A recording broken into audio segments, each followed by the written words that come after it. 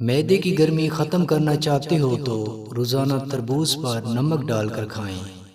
روزانہ پیدل چلنے سے جسم کی چربی پگھلتی ہے اور موٹاپا کم ہوتا ہے۔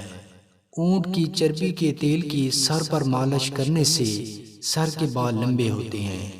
روزانہ منہ میں سونف چبانے سے منہ کی بدبو ختم ہو جاتی ہے۔ جن حضرات کی یادداشت کمزور ہے وہ رات کو سوتے وقت پستہ کھائیں۔ لسی میں نمک ڈال کر پینے سے پیاس کم لگتی ہے۔ دیسی انڈوں کی زردی کھانے سے بینائی تیز ہوتی ہے۔ کیلے کو دودھ میں ڈبو کر کھانے سے جسم میں کمزوری ختم ہو جاتی ہے۔ اونٹ کی چربی کا تیل ناف میں ڈالنے سے بڑھاپا جلدی نہیں آتا۔ پتلے جسم کو موٹا کرنا ہے تو گڑ کھائیں۔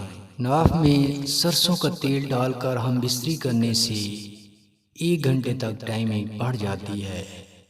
ناف میں ناریل کا تیل ڈال کر ہم بستری کرنے سے 45 منٹ تک ٹائمنگ بڑھ جاتی ہے۔